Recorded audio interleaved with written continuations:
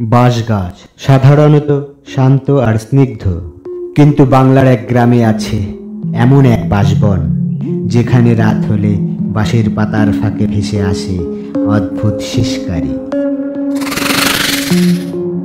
আর শোনা যায় সাদা শাড়ি পরা এক নারী বাঁশের মগডালে বসে হাসছে। যে তার চোখের দিকে তাকায় সে আর সকাল দেখে না। আজকের গল্প বাঁশবাগানের পেতনি। গল্পের শুরু পশ্চিমবঙ্গের নদীর ধারে এক ছোট্ট গ্রাম শীতলডাঙ্গা। গ্রামটির শেষ প্রান্তে বিশাল বাঁশবন। গ্রামের লোকেরা বলে ওই বাঁশবনে সূর্য ডোবার পর কেউ যায় না। কেউ বলে সেখানে পেতনি আছে, কেউ বলে পুরনো কোনো অভিশাপ।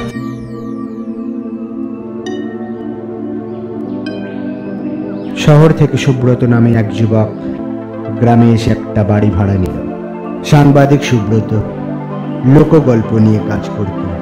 বাঁশবনের গল্প শুনে সে ঠিক করল এবার সে সত্যিটা বের করবে।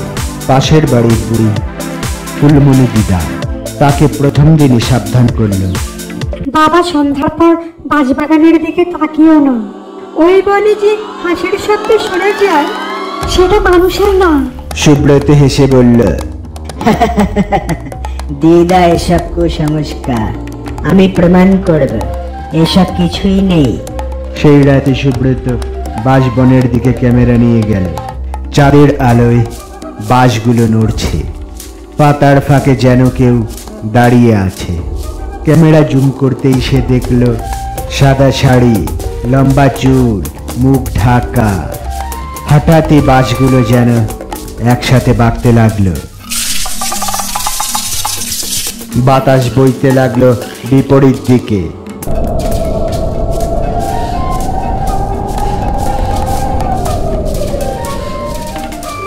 আর পাতার ফাঁক দিয়ে শোনা গেল, তুই এসেছিস আমার কাছে। অদ্ভুত ঘটনা। পরের দিন সকালে সুব্রত জেগে দেখল তার বিছানায় বাঁশ পাতা ছড়ানো, আর বালিশের পাশে লাল সিঁদুরের দাগ। ফুলমণি দিদা দূর থেকে চিৎকার করল, বলেছিলাম না বাবা, ও বাঁশবাগানের পেতনি তোর ঘরে এসে গেছে। সুব্রত ঠিক করল আজ দুপুরেই ও বাঁশবাগানের ভিতরে যাবে। ক্যামেরা, মাইক, টর্চ সব প্রস্তুত। ফুলমণি দিদা শেষবারের মতো বলল, বাবা মনে রাখিস, বাঁশের ডগা যদি হঠাৎ ঝুঁকে যায় পেছনে তাকাস না। আর বাঁশের গায়ে যদি লাল দাগ দেখিস সঙ্গে সঙ্গে দৌড়ে বেরিয়ে আসিস।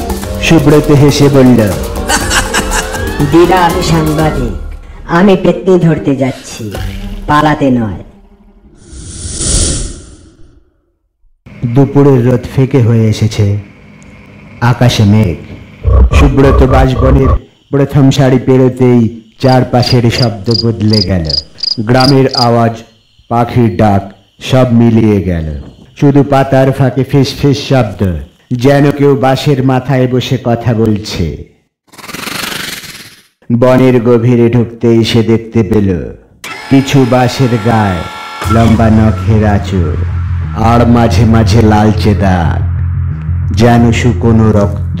হঠাৎ তার টর্চের আলো পড়ল এক বাঁশের ডগায়। সেখানে সাদা শাড়ি পরা এক মহিলা বসে আছে। চুল ঝুলে মুখ ঢেকে রেখেছে, পায়ের পাতাগুলো উল্টো দিকের বাঁশের গায়ে ঝুলছে। সুব্রত কেঁপে উঠল, কিন্তু ক্যামেরা চালু করলো। মহিলা ধীরে ধীরে কানে ফিস ফিস করে বলল, তুই ছবি তুলবি, আমার শেষ ছবি তুলে দে, তারপরে তুইও আমার মতো এখানে বাসে ঝুলবি। বনের ভেতর হাওয়া হঠাৎ ঠান্ডা হয়ে গেল। বাঁশগুলো একসাথে বাঁকতে লাগলো, আর সুব্রতর কানে যেন ভেসে এলো অন্য এক কণ্ঠ, কাঁদছে, চিৎকার করছে, আমি গয়না ফেরত চাই না, আমার প্রাণটাই ফেরত দে। সুব্রত বুঝল এটা শুধু ভূতের গল্প নয়, এখানে এক নারী হত্যা হয়েছিল, তার আত্মা বাঁশবনে আটকে গেছে। সেই মুহূর্তে সাদা শাড়ি পরা পেতনি বাঁশের ডগা থেকে লাফ দিল সুব্রতর সামনে। তার মুখ দেখা গেল, অর্ধেক পোড়া অর্ধেক হাড় বেরিয়ে আছে, চোখ দুটো লাল জ্বলছে। সে পোষ করে বলল, তুই তো পুরুষ, তুইও আমার রক্ত খেয়েছিস, আমি তোর গলা দিয়ে বাঁশ গজিয়ে দেব। সুব্রত ভয়ে দৌড় দিল, পালানোর পথ খুঁজছে, কিন্তু বাঁশগুলো এমন ভাবে বেঁকে গেছে যে মনে হচ্ছে জীবন্ত কিছু তাকে ঘিরে ফেলেছে। বাতাসে কাঁপছে বাঁশ পাতা, কিন্তু সেই শব্দের সঙ্গে মিশে যাচ্ছে নারী কণ্ঠের কান্না হাসি একসাথে।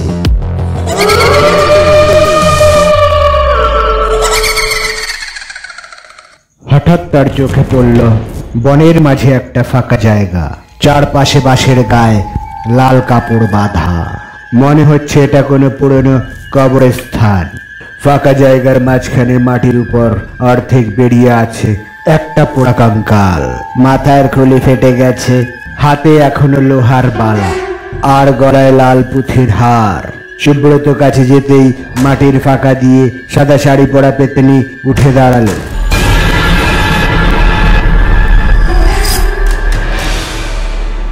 সে এবার স্পষ্ট গলায় বলল, আমার নাম ছিল সরস্বতী, আমাকে এই বনে টেনে এনে মেরেছিল তারা, শুধু আমার গয়নার জন্য। আমার গলা চেপে ধরেছিল, তারপর পুড়িয়েছিল। এখন আমি অপেক্ষা করি, যে পুরুষের রক্ত একবারে এই বাসে ছোবে সে আর বাঁচতে পারবে না। সুব্রত অবাক হয়ে দেখল বাঁশের পাতার ফাঁক দিয়ে যেন ছায়া মূর্তি দেখা যাচ্ছে। তিনজন পুরুষ, যারা হয়তো সরস্বতীর হত্যাকারী ছিল। তাদের চোখ ফাঁকা, মুখে আতঙ্ক। পেতনি ফিসফিস করে বলল, তারা আমার বাসে বাঁধা আত্মা, আর তুই চতুর্থ। সুব্রত আতঙ্কে বলল, তোমার মুক্তি চাই, আমি তোমাকে সাহায্য করব। পেতনি হঠাৎ শান্ত হলো। যে রক্ত আমার প্রাণ নিয়েছিল, তার বংশের কারো রক্ত এই মাটিতে পড়লে আমি মুক্তি পাবো, কিন্তু সেই রক্ত আনতে হবে পূর্ণিমার রাতে, না হলে বাস তোর দেহ ভেদ করবে। সুব্রত বুঝল গ্রামের কিছু লোক এই ঘটনা এখনো লুকিয়ে রেখেছে। সরস্বতীর হত্যাকারীদের বংশ এখনো গ্রামে আছে। যাওয়ার আগে পেতনি তার কানে ঝুঁকে বলল, তুই যদি আমাকে ফাঁকি দিস, বাস তোর বুকে গজাবে ঘুমের মধ্যে। তারপরই সুব্রত অজ্ঞান হয়ে পড়ল। চোখ খুলে দেখল সে বাঁশবাগানের বাইরে, কিন্তু তার হাতে লাল পুঁতির হার, যেটা সরস্বতীর কঙ্কালের গলায় ছিল। সুব্রত বাঁশবন থেকে ফিরে খোঁজ শুরু করল, গ্রামের পুরনো রেকর্ড খুঁজে বের করল। সরস্বতীর হত্যাকারী ছিল তিনজন গ্রামবাসী, যারা লোভে পাগল হয়ে হত্যা করেছিল। তাদের বংশ এখনো গ্রামে আছে, হালদার পরিবার। যখন সুব্রত ওই কথা বলল, গ্রামের লোকজন ভয়ে মুখ ফেরালো। ওসব নিয়ে কথা বলিস না বাবা, আমাদের সর্বনাশ হবে। সুব্রত জানল কাল পূর্ণিমা, তার মানে আজ রাত পেতনি অবশ্যই আসবে তাকে মনে করিয়ে দিতে। সে ঘরে ক্যামেরা আর রেকর্ডার বসিয়ে রাখলো। ঠিক রাত 12টায় বাতাস হঠাৎ থেমে গেল। দরজা খোলা ছিল, কিন্তু কোনো শব্দ হলো না। শুধু বাঁশ পাতা মচমচ শব্দ করছিল জানলার বাইরে। হঠাৎ ঘরের কোণে লাল পুঁথির হার নিজে নিজে নড়তে লাগলো। হারটা মেঝে থেকে উঠল, আর ধীরে ধীরে দেখা দিল সাদা শাড়ি পরা সরস্বতী। তার চোখে আগের চেয়ে বেশি রক্ত লালাভা, মুখে কুচকে যাওয়া ত্বক, আর জিভটা অনেক লম্বা হয়ে বাইরে বেরিয়ে আছে।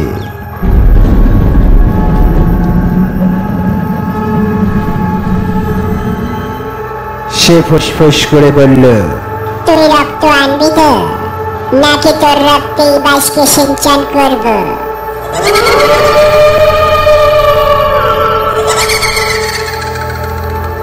সুব্রত জানত আজই তাকে সিদ্ধান্ত নিতে হবে। সে সাহস করে বলল, আমি তোমার মুক্তি দেব, কিন্তু আগে প্রতিশ্রুতি দাও আমাকে ছেড়ে যাবে। পেতনি তার দিকে ঝুঁকে এসে ঠান্ডা কণ্ঠে বলল, প্রতিশ্রুতি, আমার শ্বাস কেমন লাগছে? এই গন্ধই হবে তোর শেষ। হঠাৎ জালনার বাইরের বাঁশগুলো কেঁপে উঠল আর দরজা বন্ধ হয়ে গেল। পরের দিন সকালে গ্রামের লোকজন সুব্রতর ঘরে ঢুকে দেখে ঘরের মাঝখানে এক বিশাল সবুজ বাঁশ গজিয়ে উঠেছে। বাঁশের গায়ে শুকনো রক্তের দাগ, বাঁশের ফাঁকে ঝুলছে লাল পুঁথির হার, আর ক্যামেরার শেষ ফুটেজে দেখা যাচ্ছে পেতনি সাদা শাড়ি উড়িয়ে বাঁশবনের দিকে চলে যাচ্ছে, মুখে ভয়ঙ্কর হাসি।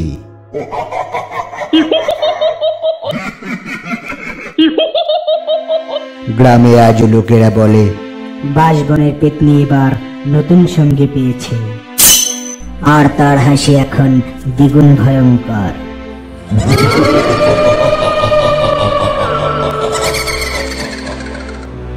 তুমি কি মনে করো বাঁশবনের পেতনি এখনো শান্ত, নাকি আজ রাতে তোমার জানলার পাশে দাঁড়িয়ে এসে হাসবে?